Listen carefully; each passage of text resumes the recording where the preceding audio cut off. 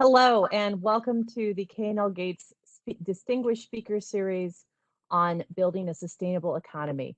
We start the series today with a conversation with Kenny Fahey. Kenny is the Executive Director for Leading Harvest, currently on loan for the Conservation Fund as their working lands principal. I'm Marissa Bacci, a partner in the K&L Gates Seattle office. I'm one of the co-chairs of our global agribusiness and our food and beverage industry groups. I've had the pleasure of working with Kenny and his colleagues as Leading Harvest has gone from an idea to a new nonprofit in the sustainable ag sector. Some background about Leading Harvest before we get into our conversation with Kenny. They created a universal agricultural sustainability standard that can be applied across all crops and geographies, addressing a range of environmental and social interest.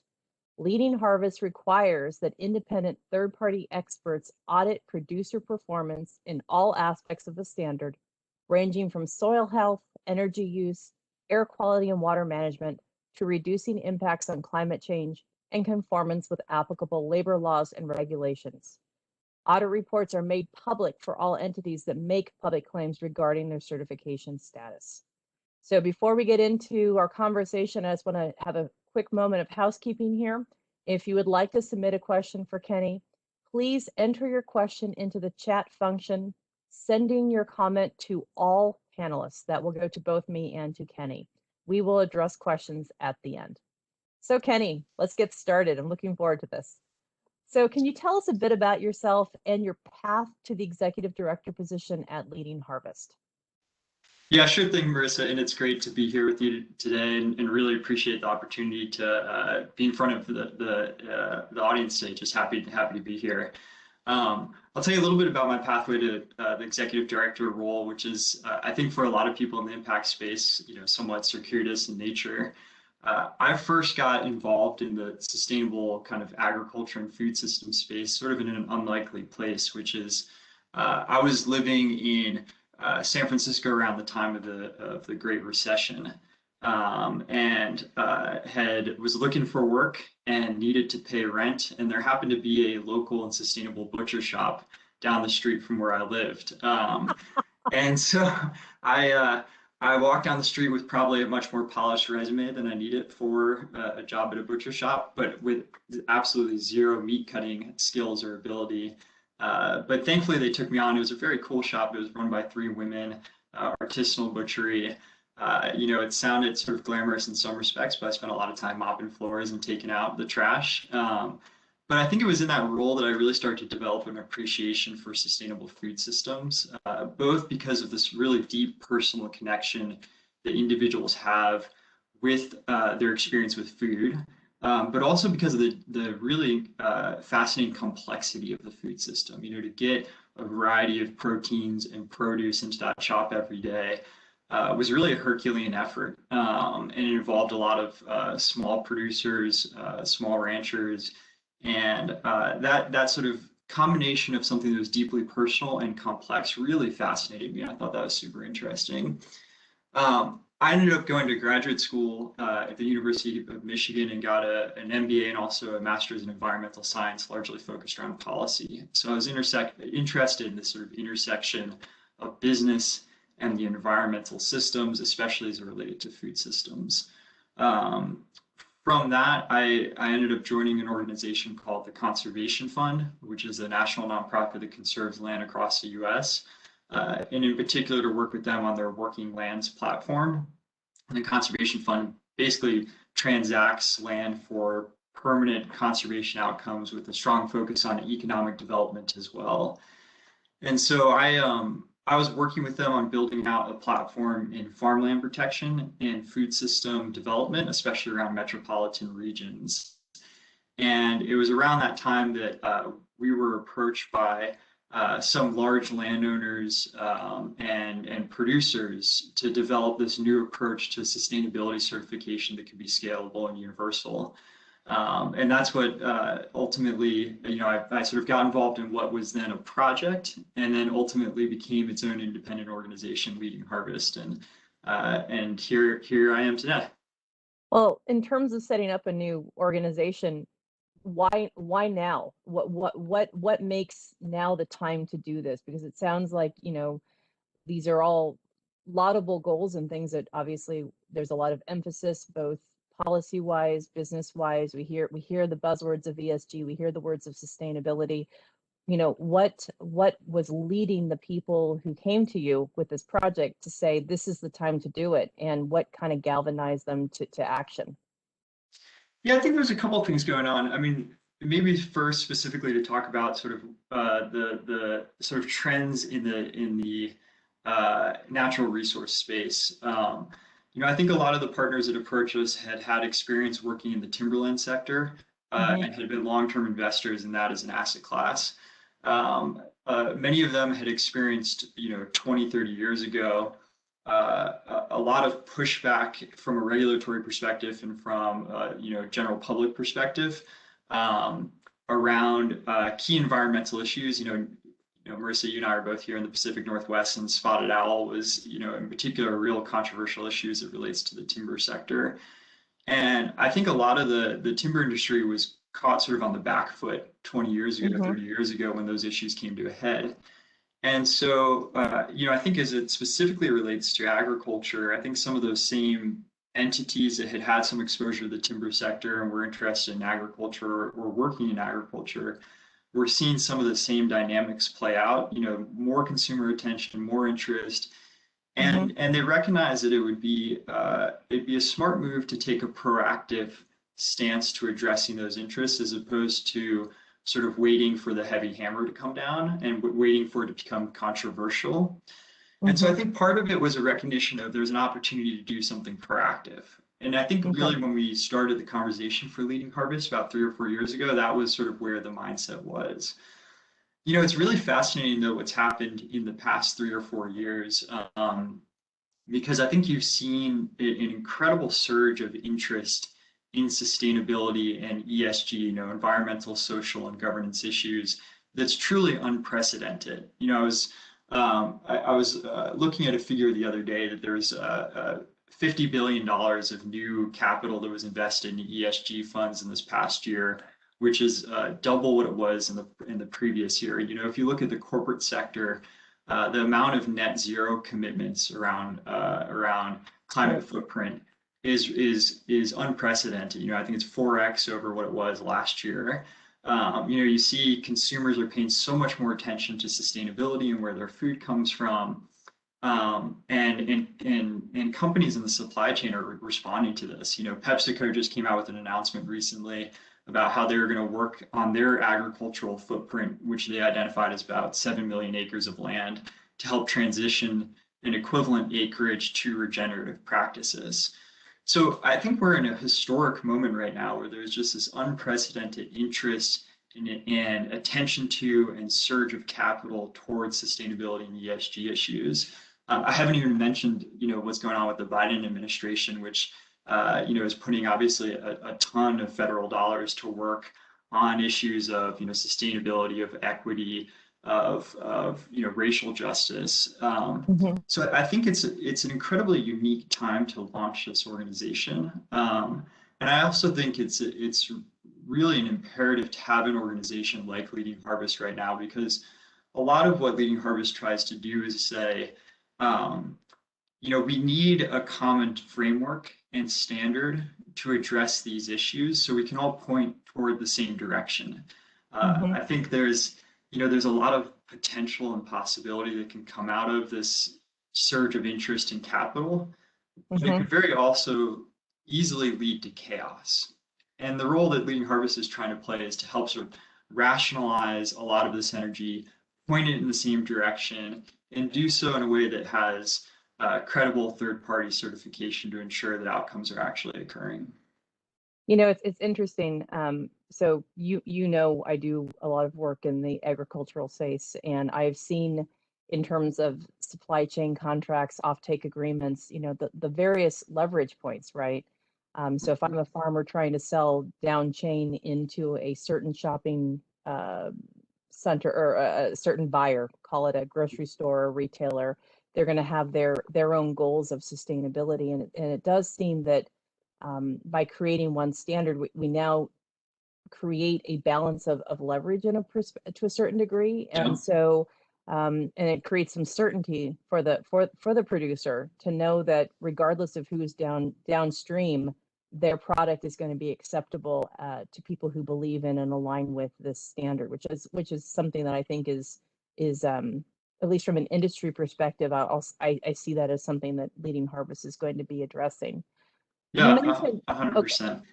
No, I mean, you know, I was just gonna say 100%. You know, we think about producers having optionality, and mhm, when you have different buyers who all have their own sustainability requirements and reporting frameworks, you know, it can create a mountain of paperwork, which is less time in the field actually doing the work of sustainability. And so, mhm, you know, having a universal standard is basically a way of creating optionality. You know, if you have a bumper crop and you want to, you know, sell into a different market, or your buyer, you know, isn't buying that year, it just gives you the sort of freedom and flexibility to play the market more broadly. So 100% see that.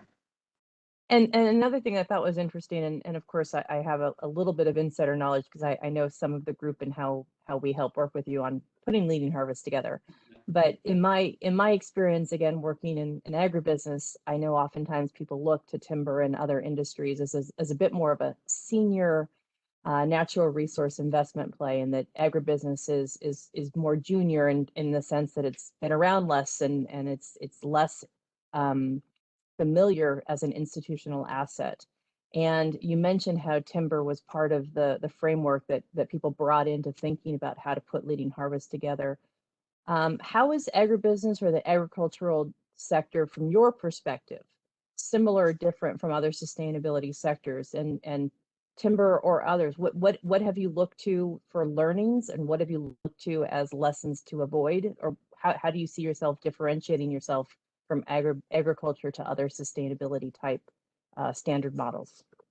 Yeah, it's a great question. I mean, you know, my experience in the sustainability world is mostly in the natural resource landscape, and so the work I've done with the Conservation Fund, you know, we have a really large platform around working forests, which is kind of in a similar way that you just described. We've had sort of the Conservation Fund has a longer set of experience in the forestry sector. Agriculture is relatively new for us as well, so it is that kind of more mature asset class in some ways.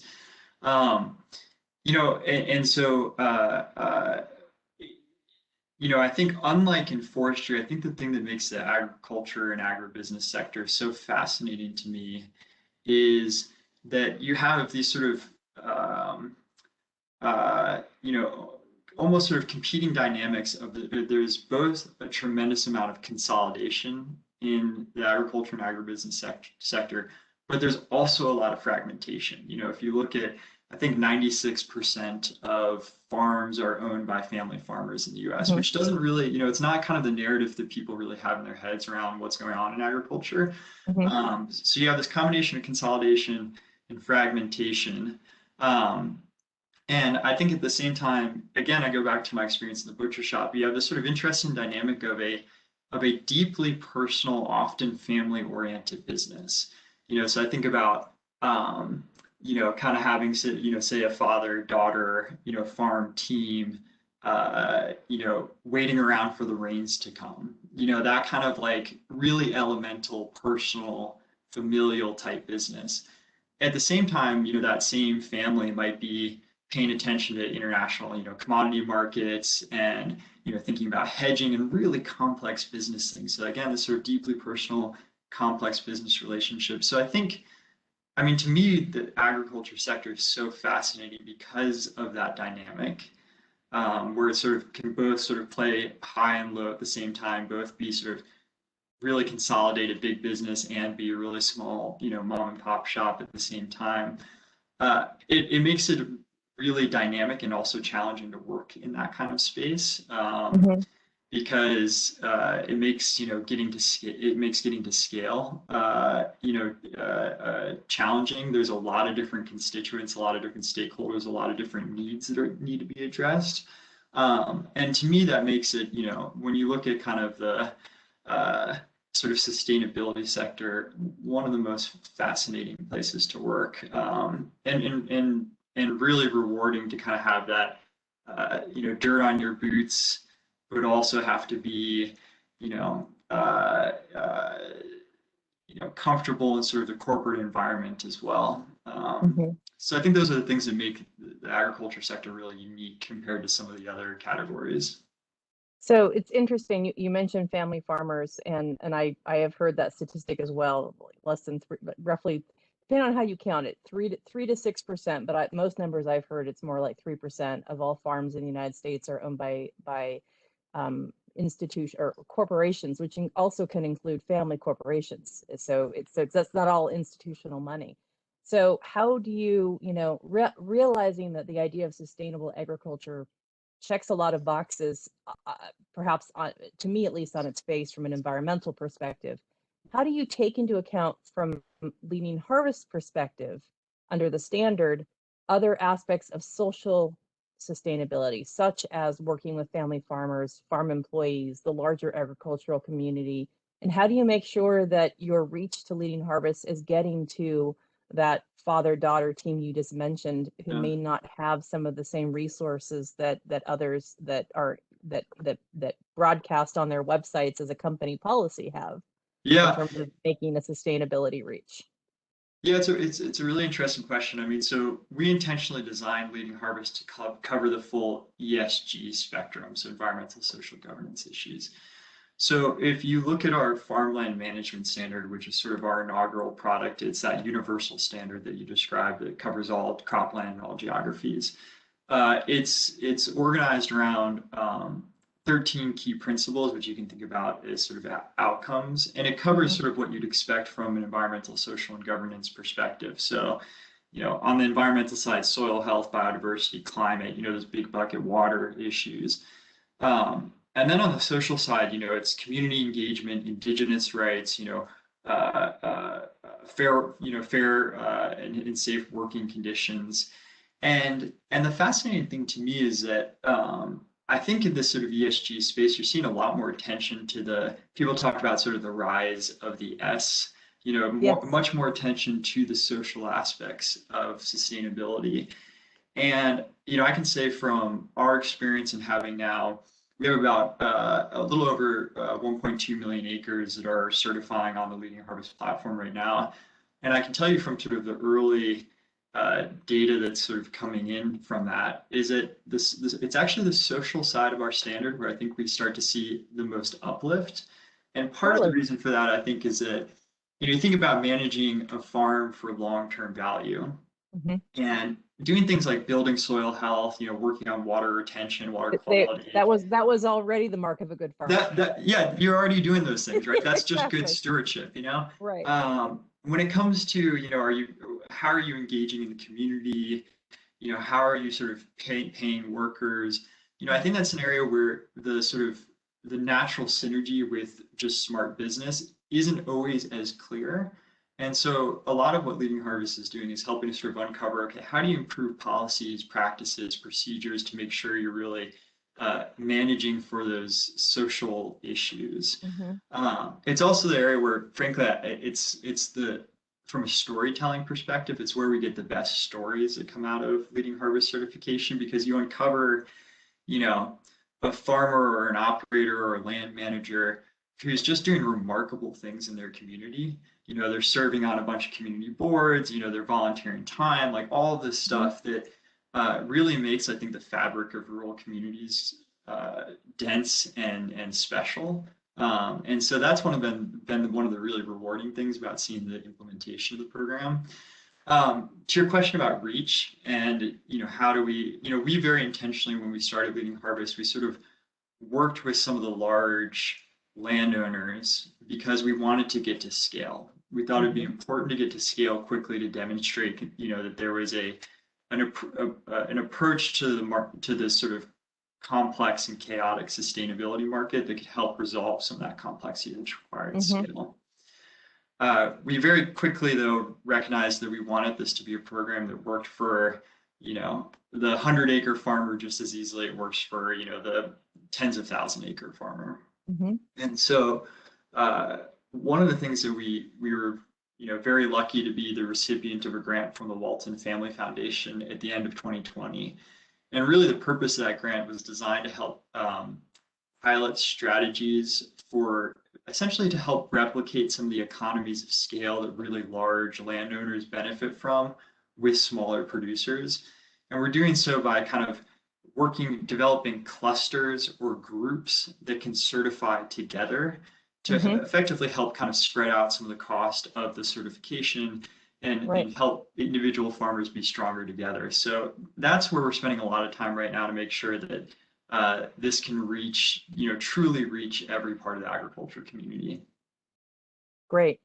Well, I think this is interesting background for how Leading Harvest works and how you're seeing Leading Harvest role within the agribusiness and agricultural industry. I want to talk a bit about sustainable economy. So the business of sustainability maybe is another way of putting it. So when we, this whole series talking about sustainability is focused on the sustainable economy. And I see that as two ways to read that statement. So first, let's talk about the business of sustainability. Who else is in this space? What are the common themes that make initiatives successful? And broader than ag, who do you consider your peer organizations? Yeah, I mean, I think it's again, we're in a really dynamic moment right now where I think sustainability has I think that there's a lot of focus right now, especially on climate related issues and issues related to sort of inequality and justice. I think that's where a lot of the sort of sustainability focus is. And you've certainly seen a lot of, especially in the climate space, you've seen a ton of companies that have been established that are sort of working on, really fascinating things around carbon markets and, technologies that support some of the efforts that need to happen around sort of climate monitoring. One of the things that I think has been really interesting and fascinating is I think that more and more in this space, you're starting to see a collapsing distinction between the nonprofit and for-profit sector. And I think for-profit, more on the sort of social, you see a lot more, companies in the sort of social enterprise space. I think about this a lot because I have a lot of current students at the MBA program at Michigan who reach out to me, and they're interested in sustainability, sustainable economy, sort of this impact work. And I think they look at me as somebody who works at a nonprofit, and they ask this question of, well, should I go work at a nonprofit or a for-profit? And to me, I find it to be kind of a funny question because I think that distinction is somewhat arbitrary.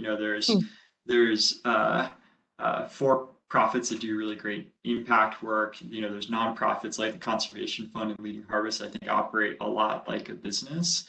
And so I think there's a sort of interesting dynamic where you're seeing kind of companies that would sort of more traditionally be in the for-profit space spend a lot more time thinking about impact, sustainability, and companies that are in the nonprofit space are getting smarter about how do we act a little bit more like a business. And so I think you're seeing this sort of widespread spectrum of participants that are entering into the sustainable economy space, and it spans from the kind of real sort of advocacy type NGOs that are kind of always trying to push the frontier further and further out to companies that have VC backing and are raising a bunch of capital and returning a lot of value to shareholders.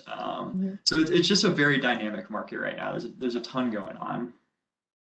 So then let's take that to a different perspective. Let's take the phrase sustainable economy and talk about the case for sustainability as part of the global economy. Like, I mean, you don't need to make the pitch to me. I get it. Yeah. And I know there are plenty of people in our audience that get it, but the frank truth is, what is your business pitch for sustainability and who are you pitching? Because for something like Leading Harvest to work, you've got two ends of a barbell here, right? You've got the producers who need to buy into the system and be willing to say this is a series of standards I'm willing to sign up for because I see this as making sense to get me from point A to point B. But the other side of the barbell, you need to have the recipients of their product believe in this sustainability standard such that they're willing to say yes when a product comes in the line that has gone through the Leading Harvest stamp of approval. That's a stamp of approval I'm willing to recognize. So, what's your business pitch? I want to hear your elevator speech. And who are you speaking to when you make these pitches? Yeah, I mean, so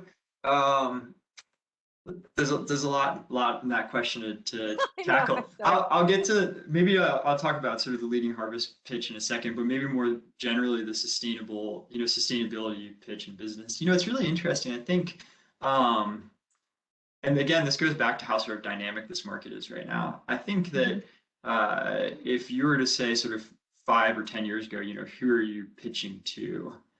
I think that the pitch solidly would have been going into kind of a CSR, sustainability department within a company. That really had to sort of, that was their mandate was sort of 100% focused on sustainability and worker health and safety, and that was really kind of the audience for this type of pitch. I think you really start to see that dynamic change where increasingly sustainability is just getting baked into every aspect of the business. And so where I encounter that is that, I think on the Leading Harvest side, we're more likely or just as likely to talk to somebody on, the procurement team or the strategy team, as we are to sort of a traditional kind of sustainability person. And so I think that's the kind of audience has really started to change. I've heard this from some of our partners who are in the investment space as well, who now the sort of providers of capital, questions around sustainability and ESG sometimes are the first questions that get asked. And so it's not just sort of a nice kind of check the box thing, it's really front and center. I think in terms of the general pitch around sustainability in business, the kind of buckets I think about it in are, there's sort of a goodwill bucket, which I think is, as for a company to want to be seen as doing the right things in this space, is actually really important. I think it's important from growing market share, being more interesting to your customers. I also think that this is not insignificant, in terms of attracting talent and employee retention. I think being seen as doing the right thing from a sustainability perspective, young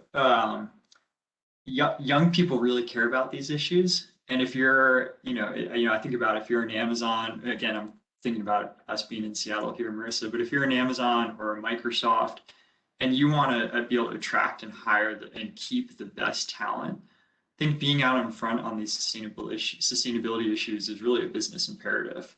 So I think there's that goodwill component. I think there's a really strong efficiency story to tell with sustainability. It's in some ways it's kind of the least interesting story because it can feel like an accounting approach to sustainability.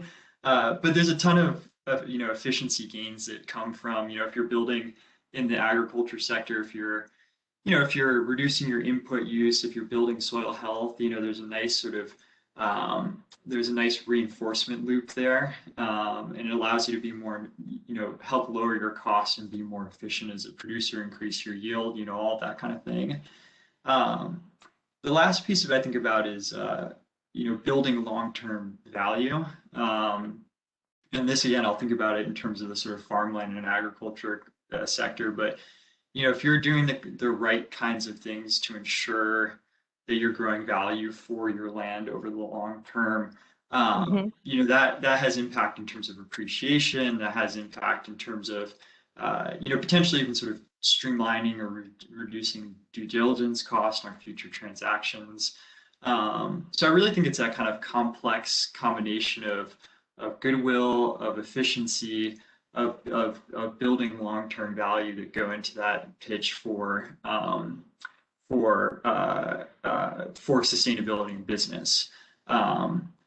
Now, I think Leading Harvest plays a unique role in that ecosystem, and it's what you described, which is I think that we serve this sort of harmonizing function, or I sometimes think about it almost as like a Rosetta Stone type role, where we can take the sort of complexity that's happening at the producer level, complexity that's happening at the supply chain and buyer level, and provide sort of a common language to help information flow between those two systems and be more transparent, more efficient, and do so in a way where you're actually creating a certification, which is something that I think has market value, back to the producer and and back to the landowner as well. So, one thing I was going to suggest if we could just take a quick second on the idea of cost. We talked a bit about the value, but can we talk a bit about the cost? Because one of the key issues that that I find, at least that I feel that Leading Harvest has thought through and has addressed. Obviously, there's room for improvement with anything, is accessibility. And so you talked a bit about the Walton Family Foundation and the grant you received there. And in terms of thinking through the standard and how the standard was developed, I think, how do you address someone saying, that's all well and good, I don't have the money, the time, the whatever extra friction to cost this will take to implement these standards? And also, by the way, these are written for someone who has an on full staff agronomist on their staff, or who has money to burn in this area. How do you address the accessibility issue that this is something that can be done truly across the board? Yeah, I mean, there's a lot to unpack there too. I mean, I think, uh, uh, you know, first of all, on some level, I think there is a growing demand for sustainability and assurance and certification that's sort of coming regardless of whether or not it's Leading Harvest or something else.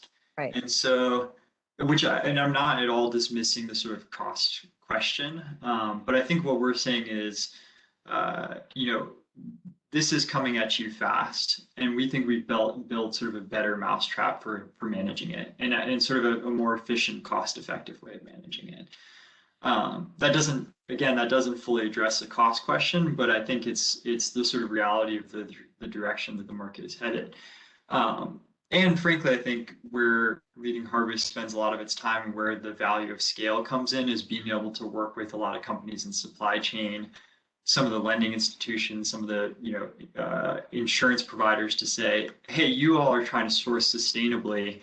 You have to help pay for this. This is not something that you can just demand and not expect to have to pay for it. So I think that there are I think those elements are at play. There's another point that I was going to make that's now escaping me on the cost side. The other piece of it that I was going to say is that one of the things that's interesting about how we structured Leading Harvest,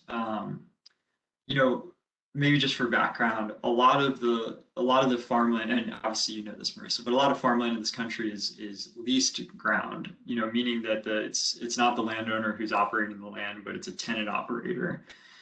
And a lot of those leases might be might have an annual term to them.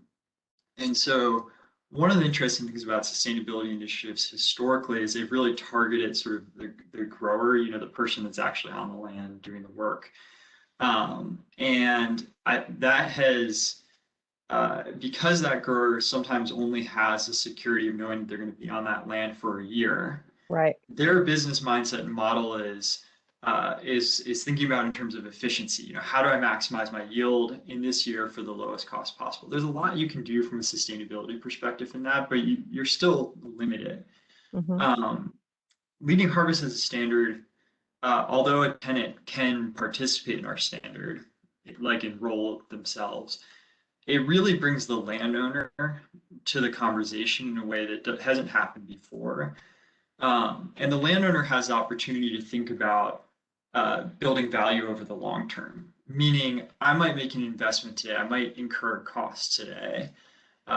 Say, maybe I'm going to take some marginal acres out of production and turn it into pollinator habitat, just as an example. And I'm not going to see any benefit for that in this year, but if I'm holding this property for 5, 10, 20 years or I want to pass it on to my children, this will grow value over the long term. And so I think it's part of what we've done is brought the landowner more into the conversation where I think they can think about things on sort of a longer payback timeline, Hmm. which I think helps make those costs more bearable, especially when you can sort of see the upside of appreciation in the future. Yeah, that's interesting because I recall, maybe 10 plus years ago, I was dealing with some equip. It was a form.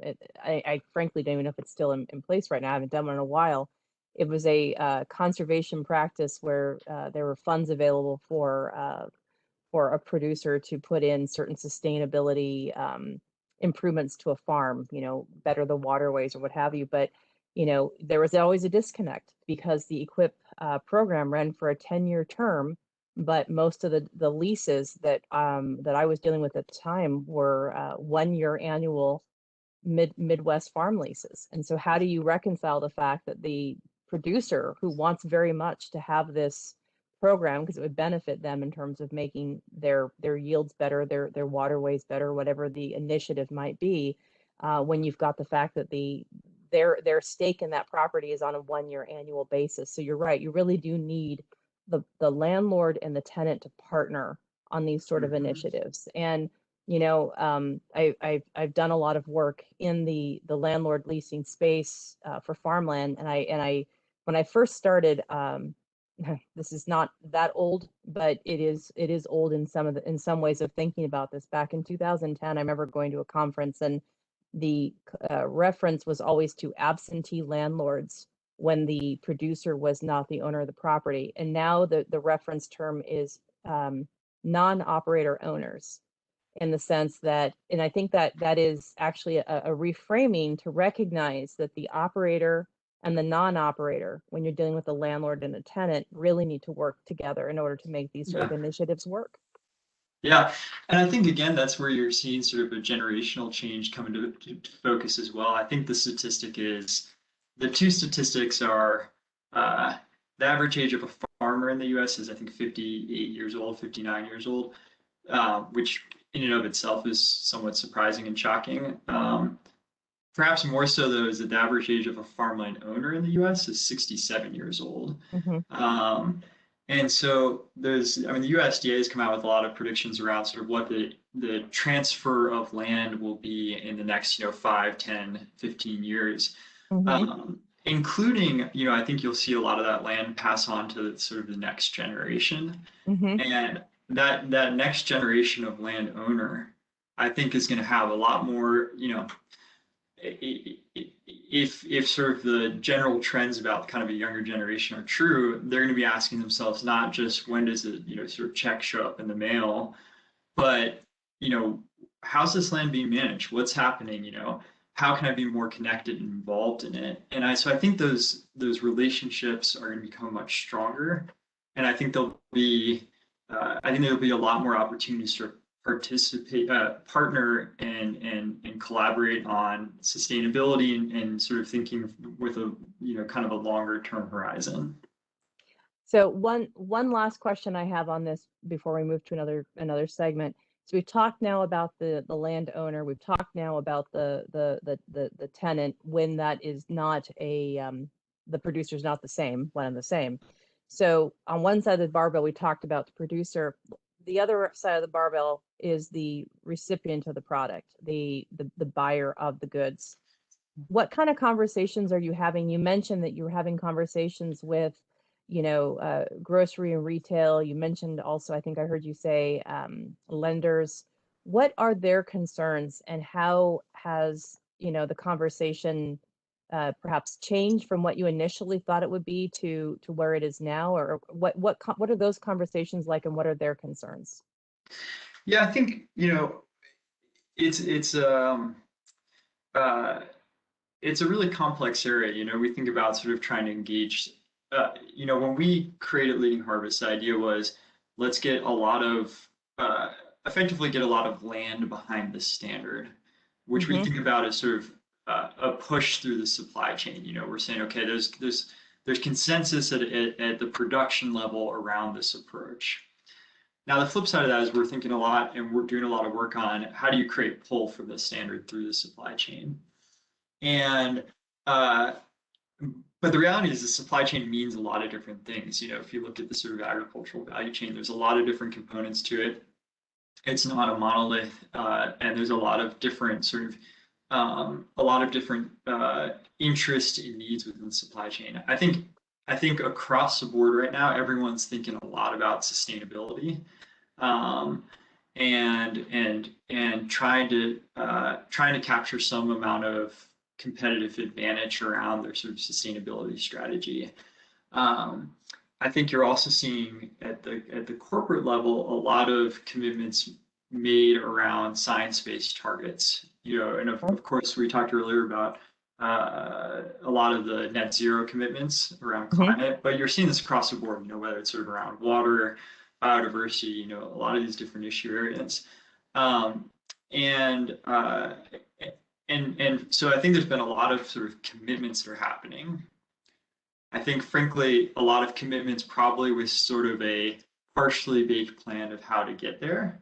Right. And so I think there's actually a lot of openness to conversation right now of figuring out, okay, how do we actually sort of, you know we needed to make this commitment. It was the right thing to do. It was the right leadership, you know, decision to make. How do we actually sort of implement this and sort of put it to action? And so I think there's a lot of openness for conversation right now.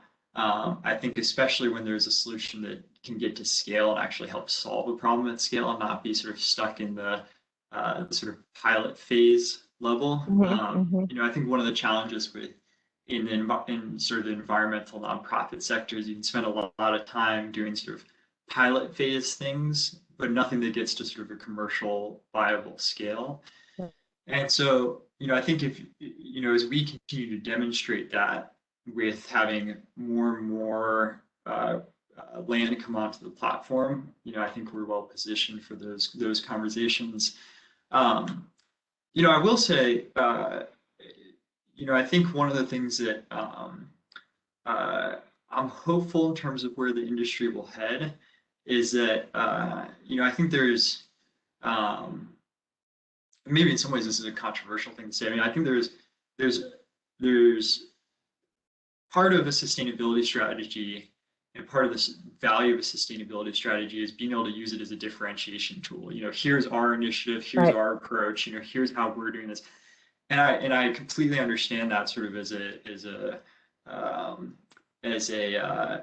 strategy. I think this is a sector though where if we really want to see change, we have to have some measure of kind of agreement about how we want to move forward, what the framework is. You know, I think about it's sort of like trying to play a game with no rules, and it just kind of, you just get this sort of chaotic mess. And the approach of Leading Harvest is, you know, we're a voluntary standard. We talked about this earlier, but we're in the conformance space, not compliance, meaning we don't prescribe to partner, you know, here's all the practices that you have to put into place. But it's really about sort of allowing for innovation, allowing for market responsiveness, but still to do so in a way where we're saying, okay, here are the common objectives we're trying to meet. Here's the direction we're trying to go in. So, you know, my hope is that we'll start to see at the sort of company level, the supply chain level, a recognition that some agreement around sort of approach will yield better outcomes than sort of everybody doing a little bit more of a go it alone strategy. Well, and frankly, if you're looking to get people to invest, right, invest their capital, invest their time, their labor resources, you know, if the strategy keeps changing and there's no reliance, that's a bit of a deterrence, right? Like on some level, building something that people can rely on and know it's there for years to come, or at least, you know, incrementally get better, but at least the direction's been picked, I think it would be helpful. Yeah. So I wanted to just take the last few minutes and then we'll grab some questions. I want to switch a little bit in terms of thinking. We talked a bit about the U.S. and I know Leading Harvest is growing outside the U.S.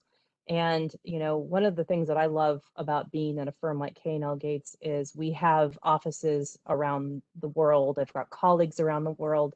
And so it's not unusual that I might have a US client looking to invest in Australian farmland, or an Australian client looking to invest in, the United States, or, pick another country. And so, and you mentioned earlier, ag is it's a global industry. We're trading. We are, on a daily basis. It's an industry without borders in a certain sense. And I guess the part that I find most interesting is when ESG initiatives first started hitting my radar a few years ago. The people raising these concerns were from outside the United States. It was not coming from folk. I mean, I'm not saying it wasn't on the radar in the United States, but some of the most pointed questions were coming from other countries. And so, I wanted to just pivot a little bit, if we could, and take the last bit of this time to talk a bit about sustainability credentialing and, how you see Leading Harvest and agribusiness in general having any sort of measurable impact on a global scale in this, as you see where you want to take the organization, and perhaps also what you're hearing as stakeholders from outside the U.S. are giving you their input. Yeah, I mean, I think Marissa, I think the dynamic you described, is still very much in play, in the sense that I think the U.S. has gotten a lot more active in this, the sustainability, this ESG space. If you look at kind of the frequent announcements from BlackRock on sort of what they're going to be looking for. Clearly, there's a lot more leadership at sort of the investor and corporate level. The Biden administration is certainly sort of taking up the mantle on a lot of these issues. That being said, I'd still say that in the global agricultural and capital markets, it still feels like the European markets are kind of pushing further and further out at sort of the leading edge on, especially some of these issues related to climate. But I think, just sort of generally speaking across the globe, there's so much more awareness of sustainability as a topic and the need to take it seriously. And obviously all the, the sort of focus around climate change is driving, I think, a significant amount of that. In terms of Leading Harvest, when we first started to create as an initiative, we knew we wanted to have some kind of global platform, precisely for the reason that you described, which is that the agriculture market, is global and in some ways doesn't have, I mean, obviously there are borders, but, goods flow, across borders. But we wanted to launch in the US just because it felt like launching a universal standard at a global scale was a lot to take on for a new nonprofit. So we wanted to walk first before we ran. So we launched, we just launched, we just had our 1-year anniversary a couple of days ago. So we launched in the US, but very quickly we started to get inquiries from our partners here in the US, from some of the supply chain companies that we were engaged with, and from partners outside of the US who basically said, hey, when is Leading Harvest coming here? And we didn't want to sort of let those opportunities go by, and so we started to think early on, how would we start to expand the program outside the U.S. So we are, I mean, just now on the cusp of launching our first pilot outside the U.S. It's going to be in Australia, and we're going to be working with partners locally and partners that are here in the U.S. Who can work with us also in Australia to sort of kick that pilot off. And part of that work is going to be a couple different things. And, one is going to be to take the existing US standard that we have and adapt it to the Australian context. And for that, I think, the existing US standard, I think, is probably 90% of the way there, but there'll be little nuances that we'll want to change to reflect the Australian market. We want to have that sort of consistency approach. So whether or not you're certifying a leading harvest in Australia or the US or wherever, you're getting the same level of certification, the same, credibility, the same sort of scientific rigor. We also have our, designs and thinking about kind of a pasture component. And, obviously pasture is a significant market in Australia. And, we think about that as something that we could, R&D in Australia and then maybe sort of export back to the US. So it really starts to become this dynamic global program. The last piece of it, and this is kind of the to be determined piece, is to really figure out what does it mean to have a global platform? How do you set up a governance structure? How do you do so in a way where it's not just sort of a US program that's kind of exporting to other countries, but there's real kind of ownership and buy-in at a local level. And I think there's a lot of interesting models for us to look at. And we haven't figured that out, but that'll be part of what we want to do with the pilot. And so we're excited about the work in Australia, and there's a couple of other countries that are sort of, on our short list that we're starting to do some early work in. But the goal is that we could go to eventually be able to go to a retailer, a grocery retailer, and say, we can help you source to a leading harvest standard in any of the geographies that you're sourcing in. I mean, that's a big vision, and that's the long term, but that's where we want to get to. Great. So we have 10 minutes left in our presentation here, and I want to encourage the audience, to the extent you have any questions, please feel free, send them to us in the chat box to all participants, and we will get your questions out to Kenny. I have a few last questions of my own that I wanted just to ask you about as well. And one of them is, what is the limitation to your reach? What communities or businesses are you trying to connect with as Leading Harvest grows? Where if this was a wish list to the audience that you're trying to make connections, what are you guys, who are you trying to meet? Yeah, I think a lot of our focus right now is on the supply chain side of things. And I think especially kind of that at the sort of food brand grocery retail level. And I think we are reaching out to those groups. I think there's a lot of noise and a lot going on in the market right now. And so the challenge is how do you sort of cut through all that noise? And so that's where we're spending a lot of our effort, is at that kind of consumer facing food brand grocery retail level, because ultimately I think when we can create some real pull for the standard through the supply chain, which I think happens at that sort of consumer facing side of things, is when we'll really sort of be able to unlock this program at an even larger scale. So that's probably where I'd say kind of the majority of our focus in terms of the wish list is right now. Okay, got it. Okay, and then another question I have for you is, oh, we have a question that just popped up here for you, Kenny. What types of upcoming technology do you see as playing a bigger role in sustainable agriculture in the future? That is a really good question. It's the ag tech space is fascinating. There's so much investment happening in ag tech right now. So there's really not a single category of or single aspect of agriculture that I don't think has seen a ton of technology investment. One of the great pleasures of sort of working in this space is I seem to be connected with a lot of people in the ag industry on LinkedIn, and so my LinkedIn feed just tends to be really time-sucking videos of robotic equipment.